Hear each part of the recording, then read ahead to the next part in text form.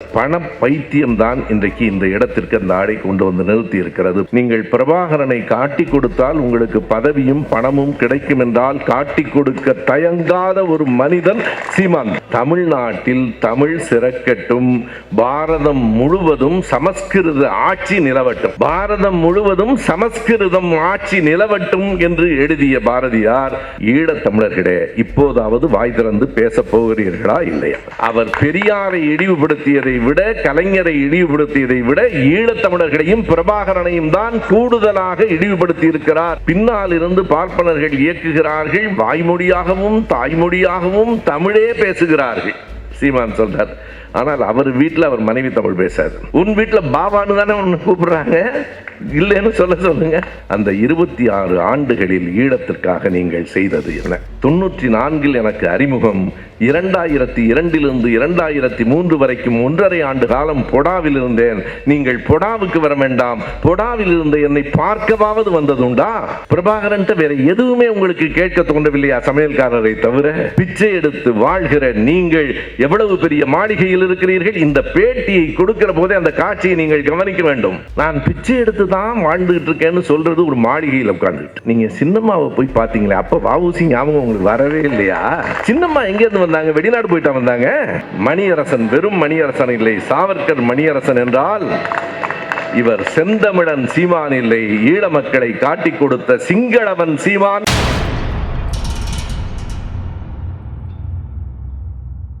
எல்லாவற்றையும் எல்லா கோணங்களிலும் எல்லாவிதமான குரல்களிலும் பேசி முடித்த பிறகு மீதம் இருப்பதை சீமானே பேசிவிட்டார். ஒரு விதத்தில் எனக்கு ஒரு வருத்தம் உண்டு. நான் நேர்மையாகவே பதிவு செய்கிறேன். பெரியாரின் பிள்ளை, மார்க்சின் மாணவன், தம்பியின் தம்பி என்கிற அறிமுகத்தோடு எங்கள் மேடைக்கு வந்த ஒரு இளைஞன் கண்டிப்பாக கொள்கையாளனாக வருவான் என்று என்னால் நம்பப்பட்ட ஒரு தம்பி இப்படி இத்தனை பேருக்கு நடுவில் கேலி பொருளாக ஆகியிருக்கிறாரே என்கிற வருத்தம் எனக்கு உண்மையாக உண்டு. ஒன்று மட்டும்தான் உண்மை, கூட்டத்தை நம்பி நாம் அரசியல் செய்யவில்லை. ஐயா சொல்லிக் கொடுத்த கொள்கையை நம்பி மட்டுமே அரசியல் செய்கிறோம். எந்த எதிர்பார்ப்பும் இல்லை. எந்த எதிர்பார்ப்பும் இல்லாமல் தான் பணியாற்றி கொண்டிருக்கிறோம் என்பதை எல்லோரும் அறிவோம். அதனால் தான் இத்தனை கருஞ்சட்டைகளும், இத்தனை பொதுமக்களும், இத்தனை பல்வேறு கட்சிகளில் இருக்கிற தோழர்களும் இந்த மேடைக்கு வந்திருக்கிறார்கள், இந்த அரங்கிற்கு வந்திருக்கிறார்கள். சீமானை இழிவுபடுத்த வேண்டும் என்பதோ, இப்படி அவனை அம்பலப்படுத்த வேண்டும் என்பதோ ஒரு பகை உணர்ச்சியோ வன்மமோ கொண்டு இந்த கூட்டம் நடத்தப்படவில்லை. எல்லையை மீறி போய்கொண்டிருக்கிற இந்த நேரத்தில் தெருவில் வந்து நாமும் யார் என்பதை காட்ட வேண்டும், அமைதியாகவே காலம் போய்விடாது என்று எச்சரிக்க வேண்டும் என்பதற்காக மட்டுமே இந்த கூட்டம். நாம் காலத்தையும் கருதித்தான் உரையாற்ற வேண்டும், நிறைய சொல்ல வேண்டும் என்கிற எண்ணம் இருந்தது. எனக்கே வியப்பாக இருந்தது. தீனாவின் பேச்சை, பசும்பொன் பாண்டியன் பேச்சை நான் இன்றைக்குத்தான் கேட்கிறேன். ஒவ்வொன்றும் ஒவ்வொரு குரலில் இருந்தது. ஒரு உண்மை எனக்கு தெரியும், தீனா பேசியது 100க்கு 100 உண்மை. அதில் ஒன்றும் பொய் இல்லை. அவர் பேசிய போது கேலியாக பேசியிருக்கலாம். அந்த சிறை அதிகாரி இப்போதும் இருக்கிறார். தினமும் 2 கடிதங்கள் தான். யார் யாருக்கு என்றவர் சொன்னார். அப்போதிருந்தே பணத்தின் பின்னால் போகிற அந்த பண பைத்தியம்தான் இன்றைக்கு இந்த இடத்திற்கு அந்த ஆடை கொண்டு வந்து நிறுத்தி இருக்கிறது. பணமும் பதவியும் இருந்தால் போதும் என்று நினைத்தால் ஒன்றை நான் சொல்ல வேண்டும், வாழ்வில் எப்போதும் உங்களுக்கு பணமும் பதவியும் உங்களுக்கு பின்னால் பேசாது. இன்றைக்கு ஐயா பெரியாரை பற்றி பேசுகிறோம், அண்ணாவை, கலைஞரை பேசுகிறோம் என்றால் பணக்காரர்கள் என்பதற்காக பேசவில்லை. பதவியில் இருந்தவர்கள் கூட அண்ணாவும் கலைஞரும் இருந்தார்கள், பெரியார் ஒரு பதவியிலும் இல்லை. இந்த நாடு இன்றைக்கும் பேசிக் கொண்டிருக்கிறது, பேசும், இன்னும் ஒரு 100 ஆண்டு பேசும். ஐயா பெரியார் எதிரில் இருக்கிறவர்களை கடுமையாக பேசுவார். ஏன் மக்கள் பொறுத்து கொண்டார்கள்? அது அவருடைய வயது காரணம் இல்லை. வயதான 2 பேரை இந்த மேடையில் வந்து இங்கே இருக்கிறவர்களை கடுமையாக பேச சொல்லுங்கள், கேட்பார்களா? வயது காரணம் இல்லை. அவருக்கு பின்னால் இருந்த தொண்டர்கள் காரணம் இல்லை. அவர் படித்த படிப்பு காரணம் இல்லை. நாம் கூட படித்திருக்கிறோம் எல்லாரும், அவையெல்லாம் காரணம் இல்லை. அவர் இந்த சமூகத்திற்கு செய்த தொண்டு காரணம் என்பதை உணர வேண்டும்.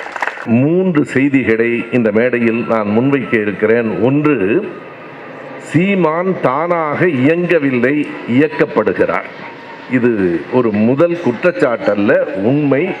அவர் பதவிக்கும் பணத்துக்கும் ஆசைப்படுகிறவர் என்று தெரிந்து கொண்டு, யாரையும் நான் குறைத்து மதிப்பிடுவதில்லை, மேடையில் பேசுகிற ஆற்றல் இருக்கிறது. சில நேரங்களில் எதிரே உட்கார்ந்திருக்கிறவனுக்கு காது செவிடாகும், அது வேறு. திடீரென்று எதற்கு கத்துவது என்று தெரியாமல் கத்துகிறார். ஆனாலும் தொடர்ந்து பேசுகிற பேச்சு ஆற்றல் இருக்கிறது.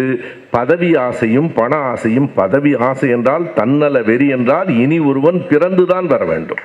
அவ்வளவு பெரிய தன்னல வெறி. நான் உண்மையாய் சொல்லுகிறேன், போர் நடந்து கொண்டிருந்த காலத்தில் கூட நீங்கள் பிரபாகரனை காட்டி கொடுத்தால் உங்களுக்கு பதவியும் பணமும் கிடைக்கும் என்றால் காட்டி கொடுக்க தயங்காத ஒரு மனிதன் சீமான் தான். நான் இது எல்லாவற்றையும் மேடைக்காக பேசவே இல்லை.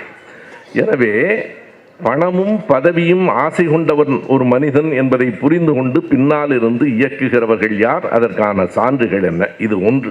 இரண்டாவதாக, மொத்தம் மூன்று செய்திகளைத்தான் நான் சொல்ல வேண்டும். இந்த செய்திகள் சற்று ஆழமானவை. இங்கே கூட நம்முடைய யூடியூப் புரூட்டஸ் அவர்கள் சொல்லுகிற போது ஒன்றை படித்து காட்டினார். சீமானும் இந்த உரை கேட்க வந்து கொண்டிருக்கிறார் என்று. அதற்குள் ஒரு மெலிதான மிரட்டல் இருக்கிறது. அது வேடிக்கையான செய்தி அல்ல. அதற்குள் மெலிதான மிரட்டல் இருக்கிறது. இந்த மேடையில் நான் பதிவு செய்கிறேன், வேண்டுமென்றே பதிவு செய்கிறேன். நேற்றிலிருந்து என் மனைவியின் தொலைபேசியில் தொடர்பில்லாத தொலைபேசிகள் வந்து கொண்டிருக்கின்றன. நான் அறிவேன். ஒன்றை உறுதியாக சொல்லுகிறேன், நாங்கள் கொள்கைக்காக எதையும் இழக்க தயாராக இருப்போம். எதையும் இழக்க தயாராக இருப்போம். அந்த உள்நோக்கம் என்ன என்பது ஒன்று. அவருடைய பேச்சுகளில் இருக்கிற பொய்கள் இரண்டு. மூன்றாவதாக, மிக முக்கியமான இந்த 3 பகுதிகளை மட்டுமே நான் முன்வைக்க விரும்புகிறேன். இதனுடைய எதிர் விளைவுகளை பற்றிய செய்திகள். அவர் எதற்காக செய்கிறார் என்றால் 2 காரணங்கள் தான். ஒன்று, அவருக்குள்ளே ஒரு பெரிய பலவீனமும் ஒரு கையாலாகாத தன்மையும் ஏற்பட்டிருக்கிறது. குறிப்பாக விஜய் என்கிற நடிகர், நாம் விஜயை ஆதரிக்கவில்லை, யாரையும் ஆதரிக்கவில்லை. விஜய் என்கிற நடிகர் வந்த பிறகு தன்னிடம் இருக்கிற வாக்குகளின் அளவு குறைகிறது என்பதை அவரால் புரிந்து கொள்ள முடிகிறது. அது மட்டுமல்லாமல் உளவுத்துறையினுடைய அறிக்கை நம் அரசுக்கு மட்டுமல்ல எல்லோருக்கும் போகும், அவருக்கும் தெரியும். 8% என்பதை திரும்ப திரும்ப சொல்லிக் கொண்டிருப்பதற்கு காரணம் அது இப்போதே 5% கீழே வந்துவிட்டது என்பது உளவுத்துறையின் அறிக்கை. 2026 வருகிற போது 1% கூட அவருக்கு வராது. எனவே தன்னை பற்றி எல்லோரும் பேச வேண்டும், மலினமான விளம்பரத்தால் மறுபடியும் தான் புகழ் பெற வேண்டும் என்று கருதுவது அதனுடைய நோக்கம். நானும் தோழர் ராஜேந்திரனும் பேசிக் கொண்டிருந்தோம். தெளிவாக ஒன்றை சொல்லுகிறேன், நண்பர் சீமான் அவர்களே, நீங்கள் இனி எப்பாடுபட்டாலும் ஒரு நாளும் 1% வாக்கையும் பெற முடியாது. உங்கள் வரலாறு முடிந்து போயிற்று. ஏறத்தாழ கலகலத்து போன கட்டத்திலே தான் இன்றைக்கு அவர் அப்படி தன்னை வளர்த்து கொள்வதற்காக பேசுகிறார். முழுக்க முழுக்க அவரை பின்னாலிருந்து இயக்குகிறார்கள். எங்கே நடந்தது?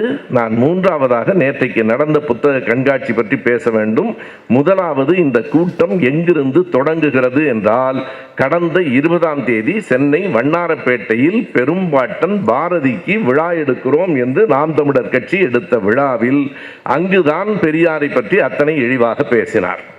இப்போது ஒரு கேள்வி எடுக்கிறது. அவர்களே பேசுகிறார்கள், தொடர்ந்து எழுதி கொண்டிருக்கிறார்கள். நம் கூட்டத்தை பற்றி நம் தோழர்கள் எழுதுவதை விட இந்த கூட்டத்தை பற்றி தொடர்ந்து வாட்ஸ்அப்பில் எழுதி கொண்டிருக்கிறார்கள். அதில் நாம் என்ன கேள்வியை கேட்கிறார்கள் என்றால், 20ஆம் தேதி பேசியதற்கு எதற்காக நீங்கள் 15 நாள் கடந்து கூட்டம் போடுகிறீர்கள்? காரணத்தோடு தான். ஏனென்றால் 20ஆம் தேதி நீங்கள் ஏன் கூட்டம் போட்டீர்கள் என்பதை நான் சொல்ல வேண்டும். எப்போதும் நாம் தமிழர் ஒரு செய்தியை சொல்லுவார்கள், நீங்கள் நினைத்து பார்க்கலாம். நினைவு நாளைத்தான் நாங்கள் போற்றுவோமே தவிர பிறந்த நாளை கொண்டாட மாட்டோம். உண்மையா இல்லையா? ஏனென்றால் நினைவை போற்றுவோம் என்றுதான் சுவரொட்டி அடிப்பார்கள். கடந்த டிசம்பர் 11 பாரதியின் நினைவு நாள் இல்லை, பிறந்த நாள். நினைவு நாளை மட்டுமே போற்றுவோம் என்று சொல்லுகிற அவர்கள் பிறந்த நாளை கொண்டாடினார்கள். அதுவும் பாரதி பிறந்தது டிசம்பர் 11, அவர்கள் விழா நடத்தியது 20. ஏன் அந்த இடைவெளி என்றால் அது பாரதிக்காக எடுக்கப்பட்ட விழா இல்லை. டிசம்பர் 17ஆம் தேதி தான் அமித்ஷா அம்பேத்கரை பற்றி தவறாக பேசினார். அமித்ஷா அம்பேத்கரை பற்றி தவறாக பேசிய பிறகு அதற்கான எதிர்வினைகள் எழுந்தன. குறிப்பாக தமிழ்நாடு முதலமைச்சர் அதனை கண்டித்தார். இப்போது அவர்களுக்கு ஒரு நோக்கம் இருக்கிறது. பேச்சு முழுவதும் அம்பேத்கரை பற்றி போய்விடாமல் பெரியாரை பற்றி கேவலமாக பேசினால் அதற்கு விடை சொல்வார்கள் என்று அவர்கள் நம்பினார்கள். இதை சீமான் தன் பேச்சிலேயே சொல்லுகிறார். சண்டாளன் பேச்சுக்கு ஏற்படாத பரபரப்பு இப்போது அவர்களுக்கு வந்திருக்கும், நாளையிலிருந்து பேசுவார்கள் என்கிறார். அவர்களை ஏமாற்ற வேண்டும் என்பதற்காகவே அடுத்த நாள் நான் பேசவில்லை, 15 நாள் இடைவெளி விட்டு இந்த கூட்டத்தை கூட்டியிருக்கிறோம். அதுதான் அடிப்படை. உன் கூட்டத்திற்கும் ஒரு நோக்கம் உண்டு, எங்கள் கூட்டத்திற்கும் ஒரு நோக்கம் உண்டு. அம்பேத்கரை பற்றியே இழிவுபடுத்திய அமித்ஷாவை பேசி முடித்து பிறகு சீமானை பேசிக்கொள்ளலாம். உலக தலைவர்களை பற்றியெல்லாம் பேசியிருக்கிற நீங்கள் இந்த உதவாத மனிதனை பற்றி பேச வேண்டுமா என்று நண்பர்கள் கேட்கிறார்கள். நாம் பெரியவர்கள் இல்லை, எதை செய்ய வேண்டுமோ அதை செய்ய வேண்டும், அவ்வளவுதான். யார் பெரியவன் என்கிற கணக்கு எப்போதும் நம்மிடத்திலே இல்லை. பெரும்பாட்டன் பாரதியை எப்போது இவர்களுக்கு நினைவுக்கு வந்தது? நாம் தமிழர் கட்சியின் சார்பில் ஒரு மலர் வெளியிட்டிருக்கிறார்கள். தோழர் வெற்றி செல்வன் என்னை மன்னிக்க வேண்டும், என் நேரிலேயே கொண்டு வந்து அந்த மலரை கொடுத்தார். எனக்கு ஐயாவை போலவோ ஆசிரியர் போலவோ அல்லது நம்முடைய இந்திரகுமார் தேரடியை போலவோ அந்த ஆதாரங்களை கொண்டு வருகிற பழக்கம் இல்லாததால் மறந்து விட்டேன். ஆனால் அந்த புத்தகம் என்ன இருக்கிறது என்று சொல்லுகிறேன். அந்த நாம் தமிழர் கட்சியின் இன எழுச்சி மாநாட்டில் வெளியிடப்பட்ட அதிகாரப்பூர்வமான மலர், பெரிய மலர். அதன் பின்பக்கத்தில் அஞ்சல் தலை அளவில் 64 படங்கள் இருக்கின்றன. முதல் வரிசையில் 8, மொத்தம் 8 வரிசை, 64 படங்கள் இருக்கின்றன. ஒரு செய்தி தெரியுமா தோழர்களே? மறுபடியும் சொல்லுகிறேன், நாம் தமிழர் கட்சி வெளியிட்ட அந்த மலர் அதிகாரப்பூர்வ மலர், பின்னட்டையில் 64 படங்கள். அதில் இருக்கிற முதல் படம் ஐயா பெரியார். எனவே அவர்கள் இப்போது வந்த மாற்றம் ஏன் என்பதற்காக சொல்லுகிறேன். அடுத்த படம் புரட்சி கவிஞர் பாரதிதாசன். 3வது படம் அயோத்திதாசர். மாப்போசி இருக்கிறார், முத்துராமலிங்க தேவர் இருக்கிறார், சீபா ஆதித்தனார் இருக்கிறார், புலிகள் படங்கள் சில இருக்கின்றன. மொத்தம் 64 படங்களில் யாருடைய படம் இல்லவே இல்லை தெரியுமா? அவர்களின் பெரும்பாட்டன் படம் இல்லை. 64 படங்களில் ஒரு படமாக கூட பாரதியாரின் படம் இல்லை. இப்போது பாரதியார் தான் தமிழ் தேசியத்துக்கு, நீ பாரதியாருக்குத்தானே விழா எடுத்தீர்கள், பாரதியாரை பற்றி தானே பேச வேண்டும். பாரதியாரை தொட்டுக்கொண்டு பெரியாரை இழிவுபடுத்தியதுதான் அந்த கூட்டத்தினுடைய நோக்கம்.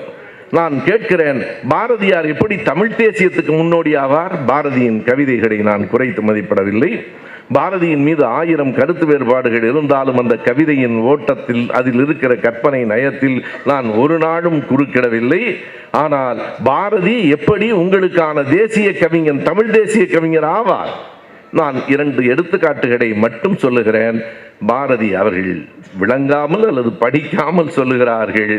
தொன்று நிகழ்ந்தது அனைத்தும் உணர்ந்திடு சூழ்களை வாணர்களும் இவள் என்று பிறந்தவள் என்றுணராத இயல்பினாளாம் எங்கள் தாய் என்று பாரதி தமிழ் தாயை பாடவே இல்லை. அந்த பாட்டுக்கு தலைப்பே பாரத தாய். பாரத தாய் தொன்று நிகழ்ந்தது அனைத்தும் உணர்ந்திடு சூழ்களை வாணர்களால் கூட கண்டுபிடிக்க முடியாமல் என்று பிறந்தவள் என்று அறிய முடியாத ஒரு நீண்ட வரலாறு உடையவள் பாரத தாய் என்பது தமிழ் தேசியத்திற்கு உடன்பாடா? சொல்லுங்கள். தமிழ் தேசியம் அதை ஏற்கிறதா? இந்தியா என்பது, பாரதம் விடுங்கள், இந்தியா என்பது நீண்ட நெடுங்காலமாக இருக்கிற ஒரு நாடு என்பதை ஒப்புக்கொண்டால் உங்கள் தமிழ் தேசியத்தின் அடிப்படையே தகர்ந்து போகிறது. அதைத்தான் பாரதி சொன்னார். 2வதாக பாரதி சொன்ன மிக முக்கியமான இன்னொரு செய்தி என்ன என்று கேட்டால், தமிழை பாடினார் என்றால் மொத்தம் 6 பாடல்கள் தான். நீங்கள் பாரதியினுடைய மொத்த கவிதைகளை எடுத்து பாருங்கள். பாரதியார் தமிழை பற்றி பாராட்டி பாடிய பாடல்கள் வெறும் 6 பாடல்கள் தான். ஆனால் விநாயகர் 4 மணி மாலையிலே தொடங்கி அல்லாஹ் வரைக்கும் 23 பாடல்கள் பக்தி பாடல்கள். அவற்றுள் 21 இந்து மதம் சார்ந்தது. 2 பாடல் தான், ஒன்று இயேசு ஒன்று அல்லாஹ், மற்ற 21 பாடல்கள் இந்து மதம் சார்ந்தது. அதை தாண்டி பாரதி பாடியிருக்கிற அத்தனை பாடல்களையும் தாண்டி நீங்கள் உரைநடைக்குள் போனால் அந்த கவிதைகளிலேயே ஒன்றை நான் சொல்ல வேண்டும். அந்த பக்தி பாடல்களை ஏன் நான் குறிப்பிட்டேன் என்றால், நவராத்திரி என்று 2 பாடல்கள் இருக்கின்றன. நவராத்திரி 1, நவராத்திரி 2. நவராத்திரி 1 என்பது உஜ்ஜயினி நித்திய கல்யாணி என்று தொடங்கும். மொத்தம் 8 வரி. 8 வரியில் 4 தமிழ் சொற்கள். தமிழ் சொற்களே இல்லாமல் சமஸ்கிருதத்தில் பாடியவர் பாரதி. நீங்கள் எடுத்து பார்க்கலாம், யார் வேண்டுமானாலும், நம் தோழர்கள் கூட நீங்கள் பார்க்க வேண்டும். நவராத்திரி 1 முழுக்க சமஸ்கிருத சொற்களால் பாடிய பாரதி தமிழ் தேசியத்துக்கான முன்னோடி என்று சீமான் சொல்லுகிறாரா? அல்லது அவருடைய குருநாதர், நண்பர்கள் சரியாக பெயர் வைத்தார்கள், சாவர்கர் மணியரசன். நாம் இனிமேல் அப்படித்தான் எழுத வேண்டும். சாவர்கர் மணியரசன் அதை ஏற்றுக்கொள்ளுகிறாரா? இது ஒன்று. தமிழ் பற்றியும் சமஸ்கிருதம் பற்றியும் பாரதி என்ன சொன்னார்? 3 புலவர்களை பாரதி 3 இடங்களில் சொல்லுகிறார். 3 இடங்களிலும் இதே வரிசையில் சொல்லுகிறார். வள்ளுவனை, கம்பனை, இளங்கோவை என்றுதான் நமக்கு சொல்ல வரும். ஆனால் பாரதி எல்லா இடத்திலும் கம்பனை தான் முன்னிறுத்துவான். கம்பனை போல், வள்ளுவன் போல், இளங்கோவை போல். காலத்தால் கம்பன் மிகவும் பிற்பட்டவர், 3வது இடத்துக்கு தான் வரணும். ஆனால் கம்பனை முதல் இடத்தில் நிறுத்துகிற பாரதியார் இன்னொரு இடத்தில் என்ன சொல்லுகிறார் என்றால், கம்பன் என்றொரு மானுடன் பிறந்ததும், காளிதாசன் கவிதை புனைந்ததும், சேரனின் தம்பி சிலம்பை இசைத்ததும், தெய்வ புலவர் தெய்வ வள்ளுவர் திருக்குறள் தந்ததும். அந்த ஒரு இடத்துல தெய்வ வள்ளுவர் என்று குறிப்பதும், இந்த இடத்தில் காளிதாசன் ஏன் வந்தார் என்பது இன்னொரு செய்தி. எதற்கென்றால், மிக தெளிவாக பாரதியார் எழுதுகிறார், தமிழ்நாட்டில் தமிழ் சிறக்கட்டும், பாரதம் முழுவதும் சமஸ்கிருத ஆட்சி நிலவட்டும். உரைநடையில் இருக்கு. யார் தமிழ் தேசியத்துக்கு தலைவர்? பாரதம் முழுவதும் சமஸ்கிருதம் ஆட்சி நிலவட்டும் என்று எழுதிய பாரதியார் அடுத்த வரியில் எழுதுகிறார், சமஸ்கிருதத்தை தெய்வ பாஷை என்றால் சிலர் கோபித்துக் கொள்ளுகிறார்கள். இது விளையாட்டுக்கு சொல்வதன்று. மனிதர்கள் பேசும் பாஷைக்கும் பாஷை என்று பெயர், தெய்வங்களின் பாஷைக்கும் பாஷை என்று பெயரா? சமஸ்கிருதம் தேவ பாஷை. எழுதியிருப்பவர் பாரதி. உங்களின் தமிழ் தேசியத்திற்கு அது உடன்பாடா என்பதை சொல்லுங்கள். நான் எல்லாவற்றையும் சான்றுகளோடு கேட்கிறேன். யார் தமிழ் தேசியத்தின் முன்னோடி? ஐயா பெரியார் எதிரி. நீங்கள் இவர்தான் முன்னோடி என்று சொல்லுகிறீர்களே, இந்த பாரதியாரைத்தான் நீங்கள் முன்னிறுத்துகிறீர்களா என்பது ஒரு மிகப்பெரிய கேள்வி. இரண்டாவதாக, அவர் சொல்லியிருக்கிற பொய்களை எல்லாம் நாம் பார்த்தோம். கையெழுத்து போட்டு கொடுத்தால் உடனே விசா கொடுத்து விடுகிறார்கள் என்று சொல்லுகிற அளவுக்கு ஒரு பச்சை பொய். ஆனால் நான் இந்த இடத்துல என்ன கேள்வியை முன்வைக்கிறேன் என்றால், தமிழர்கள் அல்ல, ஈழத்தமிழர்களே, இப்போதாவது வாய் திறந்து பேச போகிறீர்களா இல்லையா? இதுதான் என்னுடைய கேள்வி. அவர் பெரியாரை இழிவுபடுத்தியதை விட, கலைஞரை இழிவுபடுத்தியதை விட, ஈழத்தமிழர்களையும் பிரபாகரனையும் தான் கூடுதலாக இழிவுபடுத்தி இருக்கிறார் என்கிற செய்திக்கான சான்றுகளை நான் தர வேண்டும் என்று விரும்புகிறேன். ஜெயலலிதாவை ஆதரிக்கிறார். முழுக்க முழுக்க ஜெயலலிதா விடுதலை புலிகளுக்கும் குறிப்பாக பிரபாகரனுக்கும் எதிராக இருக்கிறவர். நமக்கு எல்லோருக்கும் தெரியும், இங்கேயும் சொன்னார்கள். பிரபாகரனை அழைத்து வந்து தூக்கில் போட வேண்டும் என்று சட்டமன்றத்தில் தீர்மானம் கொண்டு வந்தவர் ஜெயலலிதா. அப்போது அதை நிறைவேற்றுகிற அவை தலைவராக இருந்தவர் அண்ணன் காளிமுத்து. அவருடைய இவர், அதாவது பின்னால் இருந்து பார்ப்பனர்கள் இயக்குகிறார்கள், வாய்மொழியாகவும் தாய்மொழியாகவும் தமிழே பேசுகிறார்கள். சீமான் சொல்றார். ஆனால் அவர் வீட்டில் அவர் மனைவி தமிழ் பேசாது. அவங்க வீட்டில் மனைவி வந்து, ஏன்னா எனக்கு தெரியும், காளிமுத்தண்ணனின் 2வது மனைவியின் மகளவர், அவங்களுக்கு பேச்சு மொழி தெலுங்கு தான். நான் குறை சொல்லலை, வேணும் இல்லை என்று சொல்லலை. ஆனால் நீ எல்லா இடத்துலையும் பேசுறீல்ல, தெலுங்கு பேசுகிறவன், உன் வீட்டில் என்ன நடக்குது? உன் வீட்டில் பாபான்னு தானே ஒன்று கூப்பிடுறாங்க, இல்லைன்னு சொல்லுங்க. பாபான்னு கூப்பிடக்கூடாதுன்னு நான் சொல்லலை. அது வாய்மொழியும் தாய்மொழியும் தமிழ்தானா என்று கேட்கிறேன். இந்த தேதியோடு சொல்லுகிறேன், 2008 அக்டோபர் 23 ஜெயலலிதாவினுடைய அறிக்கை. இந்த கருணாநிதி ஆட்சியில் இருப்பதால் தான் இங்கே தைரியமாக விடுதலை புலிகளை ஆதரித்து பேசுகிறார்கள். நான் மட்டும் இப்போது ஆட்சியில் இருந்திருந்தால் ஒருவனும் இங்கே வாய் திறக்க கூட முடியாது, புலி என்று பேசவே முடியாது. அவரைத்தான் ஈழத்துக்கு ஆதரவானவர், இலை மலர்ந்தால் ஈழம் மலரும் என்று சொன்னது அந்த ஜெயலலிதாவைத்தான். இவற்றையெல்லாம் விட்டுவிடலாம். ஒரே ஒரு கேள்வி. 1983 2009 வரைக்கும் தமிழ்நாடு எங்கும் ஈழத்துக்கு ஆதரவான போராட்டங்கள், ஊர்வலங்கள், கூட்டங்கள் நடந்தன. நம்ம எல்லோருக்கும் தெரியும். அதில் பங்கேற்றவர்கள் எல்லாம் இருக்கிறார்கள். என் கண்ணுக்கு எதிரே பெல் ராஜன் இருக்கிறார், உமாபதி இருக்கிறார். எவ்வளவு பேர் அடிபட்டவர்கள், எவ்வளவு பேர் காயப்பட்டவர்கள், எவ்வளவு பேர் உயிரை பணயம் வைத்து மருந்து உதவி செய்தவர்கள், எத்தனை பேர் நன்றி உடையவர்கள் ஏற்க வேண்டும். நான் நன்றாக அறிவேன். ஒரு 100 ஊசி மருந்துகளை அனுப்புவதற்கு பட்ட பாடு என்ன என்று எனக்கு தெரியும். நம்முடைய விடுதலை சிறுத்தைகள் கட்சியை சார்ந்த வன்னி அரசு உயிரை பணயம் வைத்துத்தான் கடைசி நேரத்தில் கேசட் கொண்டு வந்தார். நான் அன்பிற்குரிய சீமான் அவர்களை பார்த்து கேட்கிற ஒரே ஒரு கேள்வி, நீங்கள் இங்கே எல்லாம் வர வேண்டாம். ஒருவேளை கூட்டத்தில் ஒளிந்திருந்தால் வாருங்கள், ஒரு துரும்பு கூட உங்கள் மீது படாது. இது ஒரு நாகரிகமான மேடை. மேடைக்கு ஒரே ஒரு கேள்விக்கு விடை சொல்லிவிடுங்கள், கூட்டத்தை கலைத்து விடலாம். அந்த 26 ஆண்டுகளில் ஈழத்திற்காக நீங்கள் செய்தது என்ன? தமிழ்நாடு முழுவதும் பற்றி எரிந்த காலத்தில் குட்டிமணியும் தம்பிதுரையும் அங்கே ஜெகனும் மிக கொடூரமாக கொல்லப்பட்ட போது தமிழ்நாடு முழுவதும் எந்த ஊரில் திரும்பினாலும் ஆளுங்கட்சியும் எதிர்கட்சியும் ஆதரித்த அந்த நேரத்தில் சீமான் எங்கே இருந்தார்? அவர் சின்ன பையன்லாம் இல்லை. அவருடைய வயது கூகுள் என்ன சொல்லுகிறது என்றால் 66 நவம்பரில் பிறந்தார் என்று சொல்லுகிறது. 66 நவம்பர் என்றால் 83 17 வயது. 16 வயது ஒன்றும் குழந்தை அல்ல. சரி, 87 ஜூலை 29 இந்திய இலங்கை ஒப்பந்தமான போது அதை எதிர்த்து தமிழ்நாடு முழுவதும் கூட்டம் நடத்திய தலைவர் கலைஞர் அவர்கள். இல்லை என்று சொல்ல முடியுமா? திலீபன் இறந்ததை, அந்த காட்சிகளை நாங்கள் திடலில் பார்த்துத்தான் உணர்வு பெற்றோம்.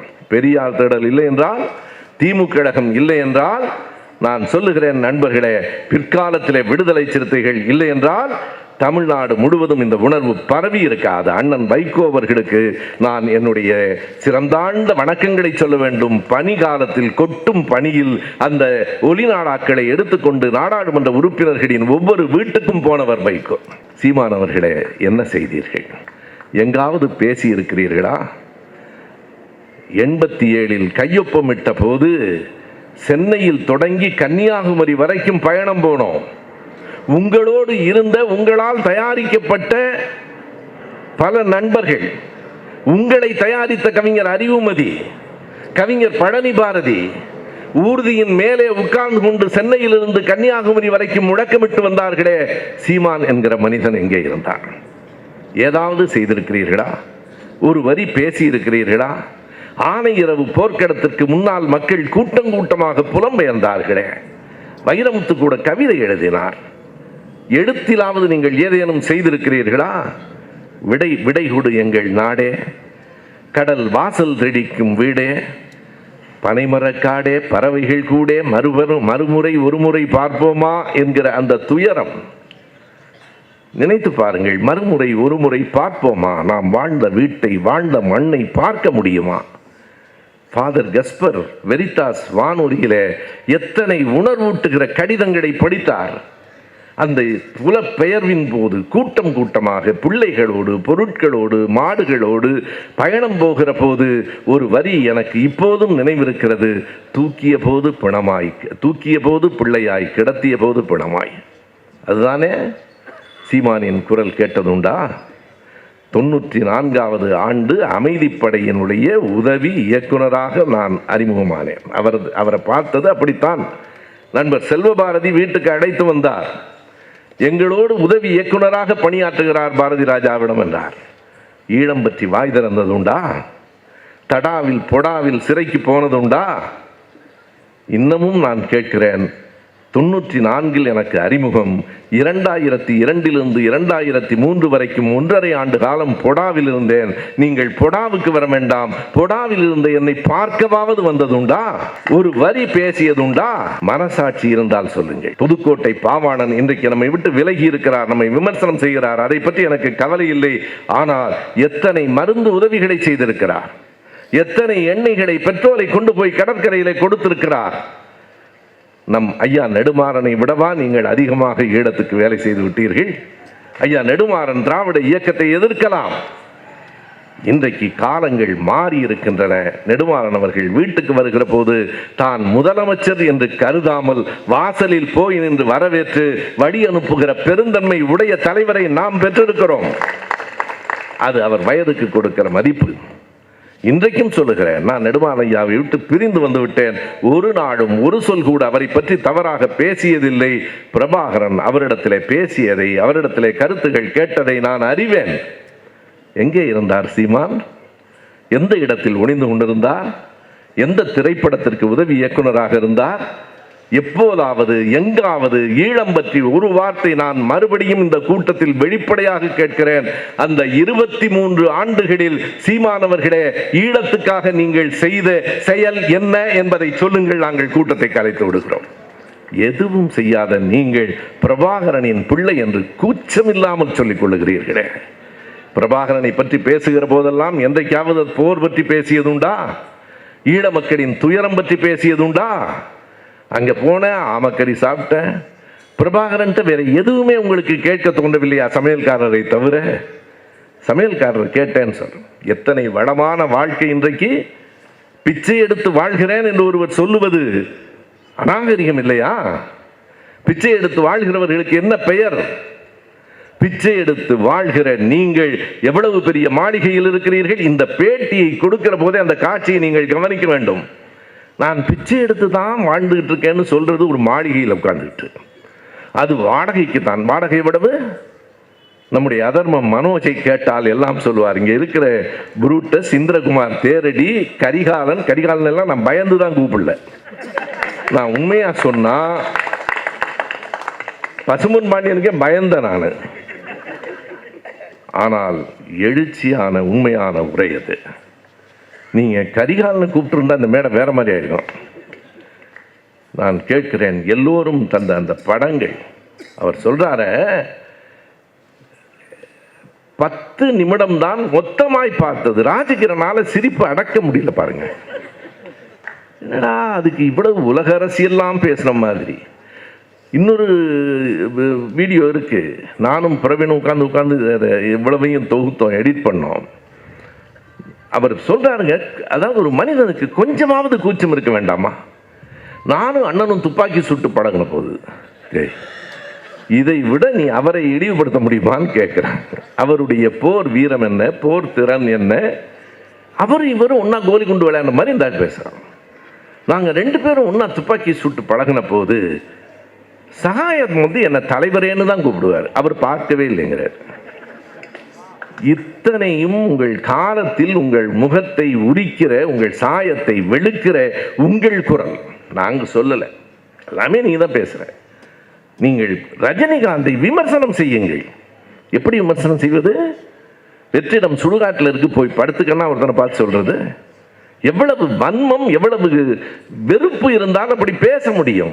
எந்த எதிரியையும் நாங்கள் சீமானை கூட அப்படி பேச மாட்டோம். சீமானையே பேச மாட்டோம்னா உலகத்தில் நான் யாரையும் பேச மாட்டேன். எனக்கு வாழ்நாளில் என் அரசியல் அனுபவத்தில் நான் சீமான் மீது தான் இவ்வளவு கோபம் கொண்டேன். அதற்கு காரணம் ஓர் அழிவு சக்தியாக, விஷ செடியாக எங்கள் இளைஞர்கள், எங்கள் பிள்ளைகளின் மூளையை அரித்து கொண்டிருக்கிற சீமான் திருந்த வேண்டும் அல்லது திருத்துவோம்.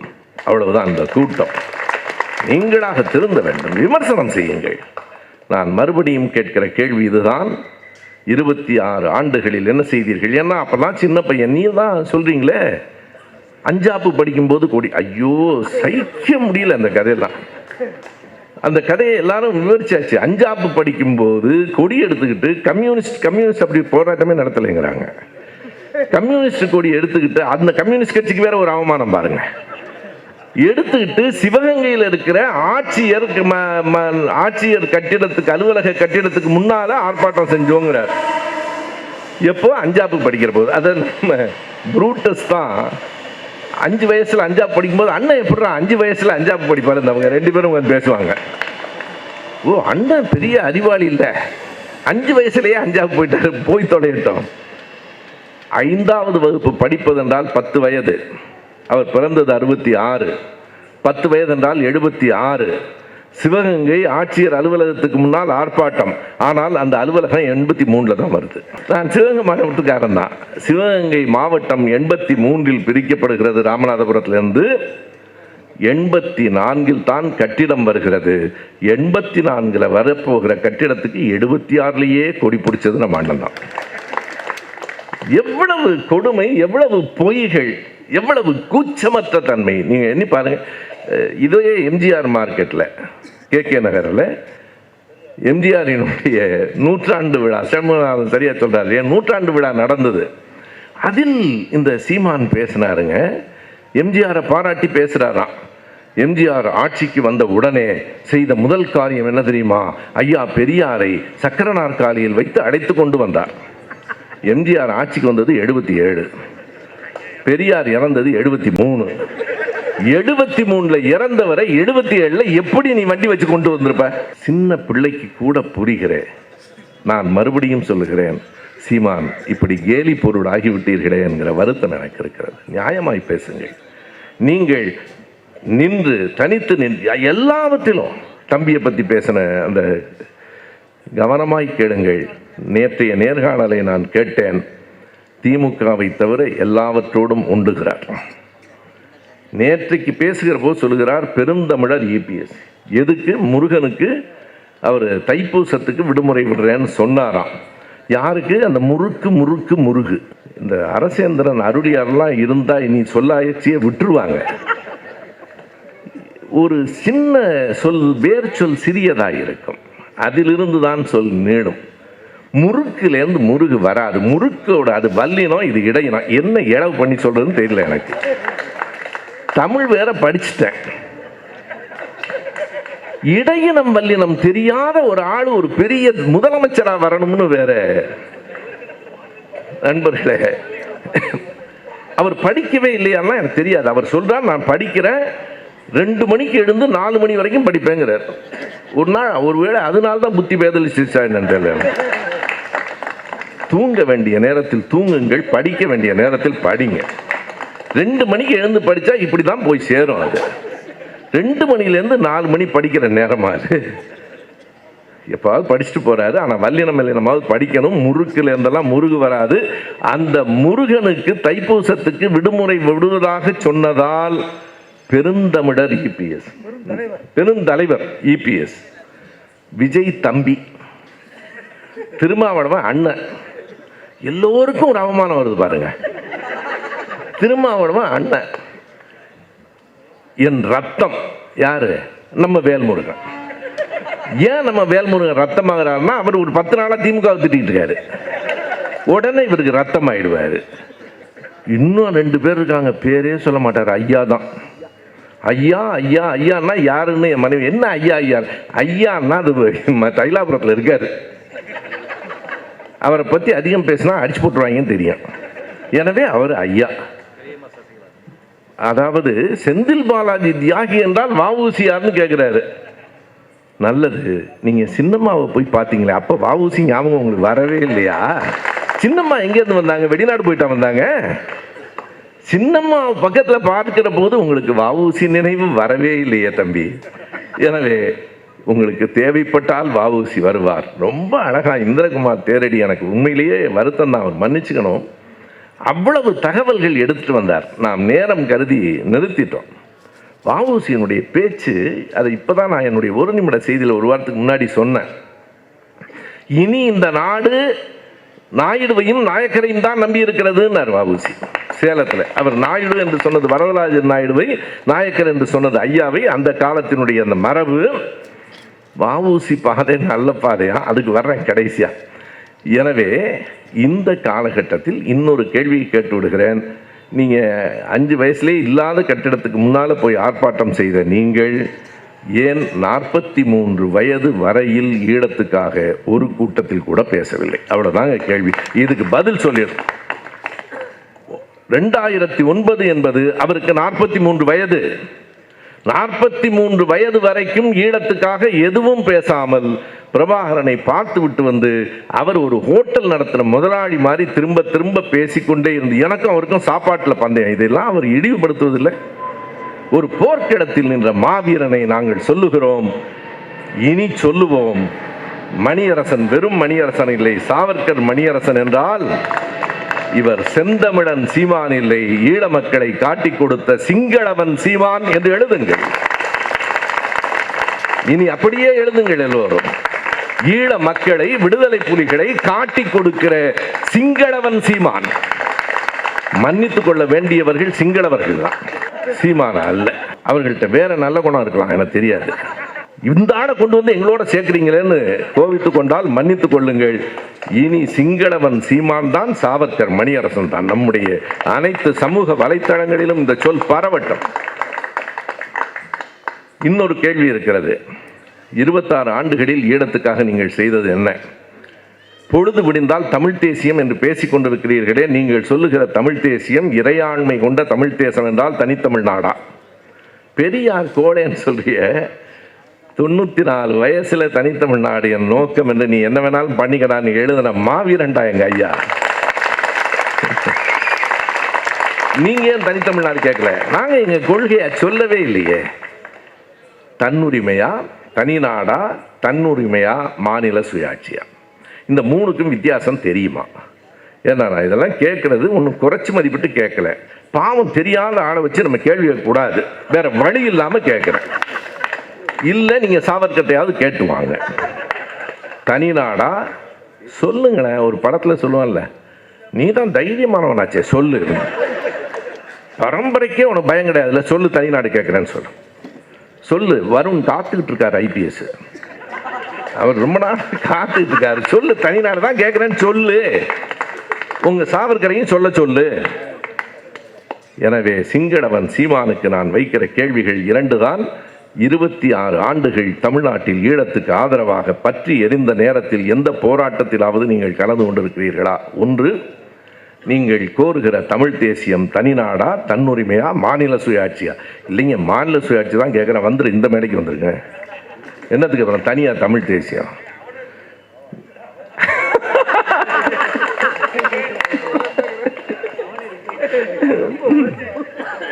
உமாவதி கோவப்பட்டாரு. என்னங்க இவ்வளவு கஷ்டப்பட்டு மேடை போட்டா நீங்க அந்த ஆள்லாம் கூப்பிடுறீங்க. நல்லது. 3வது இறுதி பகுதி நேற்று புத்தக கண்காட்சியில் நடைபெற்றது. 1, அது தனியாரினுடைய ஏற்பாட்டில் தான் நடந்திருக்கிறது, பப்பாசி நடத்தவில்லை. ஆனாலும் தமிழ்த்தாய் வாழ்த்தை பாடாமல் புதுவை வாழ்த்தை பாடிவிட்டு அப்படி ஒரு வாழ்த்து புதுவை சேர்ந்தது என்று எனக்கு தெரியாது என்று சொல்லுவது. நம்முடைய தோழர் உமா சொன்னது போல பதிப்பகம் வைத்திருக்கிற உங்களுக்கு இந்த சின்ன செய்தி கூட தெரியாது என்று சொல்லுவது. 2வது, அந்த மேடையில் நீ கலைஞரை தாக்கிக் கொள்வதை பற்றி எங்களுக்கு கவலையே இல்லை. ஏனென்றால் நீங்கள் தாக்கியா எங்கள் ஐயாவும் அண்ணாவும் கலைஞரும் தாழ்ந்து விட போகிறார்கள் இந்த மண்ணில்? எத்தனை எதிர்ப்புகளை பார்த்தவர்கள் அவர்கள். 2 செய்தியை நான் சொல்றேன். அண்ணா பேசினது, இன்னும் ஒரு 5 நிமிடம் எனக்கு இந்த நினைவு வருகிறது. அண்ணா எழுதுறார். எப்போ எழுதுறாருன்னா 1967 முதலமைச்சர் ஆயிட்டார். செப்டம்பர் 17 ஐயா பெரியாரோடு 2 பேரும் ஒரே இடத்தில் திருச்சியில் அழைத்து வரப்படுகிறார்கள். இப்போ அண்ணா சொல்றார், இப்போதுதான் இப்படி தோரண வாயில்கள் வளைவுகள் எல்லாம் எங்களை வரவேற்கின்றன. இதே திருச்சியில் கிழிந்து போன பீந்து போன செருப்புகளை வைத்து வளையமாக வைத்திருந்த காலத்திலும் நாங்கள் வந்தவர்கள் தான். எங்களுக்கு 2ம் ஒன்றுதான். திருப்பூர்ல இங்க ஈவே ராமசாமி கழுதை இன்று பேசுகிறதுன்னு எழுதி வச்சிருந்தான். அதை அழித்த போது ஐயா அழிக்க வேண்டாம்னார். அவன் தான் வேலை இல்லாமல் எழுதுறான்னா அதை போய் நமக்கு வேலை இருக்கு. ஐயா கழுதைன்னு எழுதியிருக்கான். என்னை கடவுள் என்று சொன்னால் நான் மகிழப் போவதும் இல்லை, கழுதை என்று சொன்னால் வருத்தப்பட போவதும் இல்லை. என் வேலை எதுவோ அதை நான் செய்வேன். அடுத்ததாக அண்ணா சொல்லுகிறார், ஈரோட்டுக்கு பக்கத்தில் சங்கூர் என்று ஒரு ஊர். அந்த நிகழ்ச்சி எனக்கு படித்த போது புதிதாக இருந்தது. அந்த சங்கூர்ல ஐயாவும் அண்ணாவும் பேசுகிறார்கள். மிக வித்தியாசமான ஒரு எதிர்ப்பு. கோணி மூட்டைகள்ல சாம்பலை எடுத்துக்கிட்டு வந்திருக்கிறான். இங்க நம்ம புரூட்டஸ் நல்லா சொன்னாரு, அந்த சின்ன பையனையெல்லாம் அது நாம் தமிழர் கட்சி தொண்டர்கள்னு கல் வச்சிருக்கானான்னு பார்க்கறது. சங்கூர்ல மூட்டை மூட்டையாய் சாம்பலை வைத்துக்கொண்டு ஐயாவும் அண்ணாவும் பேச பேச சாம்பலை வாரி முகத்தில் இறைத்திருக்கிறார்கள். அண்ணா சொல்லுகிறார், ஐயாவுக்கு இன்னும் கொஞ்சம் கருப்பு இருக்கு, முழுசும் வெள்ளையாயிடும், தாடி வீசுறாங்க. எல்லாவற்றையும் பார்த்து விட்டு தான் வந்திருக்கிறோம். அன்றைக்கு தலைவர்களின் முகங்களில் சாணத்தை எடுத்து வீசினார்கள். இன்றைக்கு வலைத்தளங்களில் ஆபாச சொற்களை வீசுகிறார்கள். இன்றைக்கு இரவு வீட்டுக்கு போன உடனே என்னை பற்றி எத்தனை இழிவான சொற்களால் எழுதுவார்கள் என்று எனக்கு தெரியும்.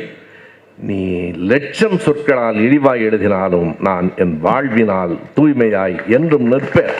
உன்னால் என்னை இழிவுபடுத்த முடியாது, ஒரு நாளும் இழிவுபடுத்த முடியாது. எனவே அப்படி பேசியிருக்கிறவர், நான் என்ன சொல்கிறேன், நீங்கள் எத்தனை எதிர்ப்பையோ பார்த்து வளர்ந்தோம். கலைஞர் பாதை, நாசகாரன் பாதை, மோசக்காரன் பாதை என்று நீ கட்சி கூட்டம் போட்டு நடத்து, பேசு. பொது வெளியில், புத்தக கண்காட்சியில், அனைவருக்கும் பொதுவான இடத்தில், தமிழ்நாடு அரசினுடைய நிதியை பெற்றுக்கொண்டிருக்கிற இடத்தில் பேசுவதற்கு உனக்கு உரிமை இல்லை. அப்படி உன்னை பேச அனுமதித்தவர்கள் யார்? இதுதான் என்னுடைய பேச்சின் கடைசி. பப்பாசி இன்றைக்கு சொல்லிவிட்டார்கள், சீமான் பேச்சுக்கும் எங்களுக்கும் தொடர்பு இல்லை. அடுத்ததையும் சொல்லிவிட்டார்கள், தமிழ்தாய் வாழ்த்து பாடாததற்கும் நாங்கள் பொறுப்பு இல்லை, எங்களுக்கு இப்படி நடக்கும் என்று தெரியாது. தெரியாது தானே, நடந்து விட்டது இல்லையா? நடத்தியதற்கு யார் காரணமாக இருந்தார்கள்? யார் அழைத்தார்கள்? உடனே டிஸ்கவரி பேலஸில் இருந்து நண்பர் வேடியப்பன் அறிக்கை விடுகிறார், சீமான் இப்படி பேசுவார் என்று எங்களுக்கும் தெரியும். எவனுக்குமே தெரியாமல் இருக்கிற அழைச்சிட்டு வைங்க. ஒரு ஆளை கூட்டிட்டு வந்ததுக்கு அப்புறம் இந்த மேடையில் நான் சொல்லுகிறேன், ஆவேசமாக பேசலாம், ஒரு சொல் கூட ஆபாசமாக இருக்கக்கூடாது, ஒரு சொல் கூட வன்முறையை தூண்டக்கூடாது. ஏனென்றால் அது அவர் பேசினார்னு நான் விலக மாட்டோம். இந்த மேடையில் பேசப்படுகிற எல்லாவற்றுக்கும் இந்த பேரவை பொறுப்பு, திராவிட இயக்க தமிழர் பேரவை பொறுப்பு. அதானே நாணயம், அதானே நேர்மை. கேட்கிறேன், டிஸ்கவரி பேலஸ் வேடியப்பன் அவர்கள் பொறுப்பேற்க வேண்டும். ஒரு அறிக்கை கொடுத்திருக்கிறாரு, எங்களுக்கும் அதுக்கும் சம்பந்தம் இல்லை, என்னை ஆலோசனை சொல்லுவதைகளை விட்டுவிட்டு எங்களை முடக்கி விடாதீர்கள் என்று. உங்களை முடக்குவதெல்லாம் எங்களுக்கு நோக்கமே இல்லை, உங்களோடு எங்களுக்கு எந்த பகையும் இல்லை. ஆனால் செய்த தவறு, நடந்த தவறுக்கு நீங்கள் பொறுப்பேற்றுக் கொண்டால் தான் நீங்கள் நாணயமான மனிதர். நீங்களாக விலக வேண்டும், இதுதான் தீர்மானம். இல்லையானால் பப்பாசி டிஸ்கவரி புக்ஸ் பதிப்பகத்தை பப்பாசியிலிருந்து விலக்குவதோடு புத்தக கண்காட்சியை விட்டு அவர்களை வெளியேற்ற வேண்டும்.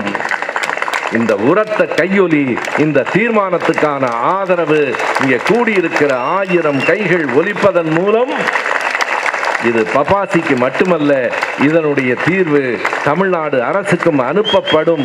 எங்கள் தலைவர் கலைஞரை புத்தக கண்காட்சியில் விமர்சிப்பதற்கு எவனுக்கும் உரிமை இல்லை, பார்த்து கொண்டிருக்க முடியாது. நாங்கள் பசும்பொன் பாண்டியன் சொன்னது போல இது உங்களுக்கான கடைசி எச்சரிக்கை. நன்றி, வணக்கம். ஒரு ஆளுமே 145 கட்சி பெண்கள், பாஜக பெண்கள் கம்ப்ளைண்ட் கொடுத்திருக்காங்க. கேசவ விநாயகம் அந்த ஆளு RSS காரன், ஒருத்தர் 142 பேர் வந்து கம்ப்ளைண்ட் கொடுத்தாங்க. இவங்க பேசுறாங்க பேச்சு. அப்புறம் ஒருத்தன் வந்து பூஜை ரூம்ல உட்காந்துட்டு என்னமோ பண்ணிட்டு இருந்தானே. இந்த கும்பல்லாம் பாலியல் சுரண்டலை பத்தி பேசலாமா? இந்தியா முழுதும் பாலியல் சுரண்டலை பக்காவா பண்ணிட்டு இருக்கிற கேடுகட்ட ஒரு கட்சி இந்த கும்பல்.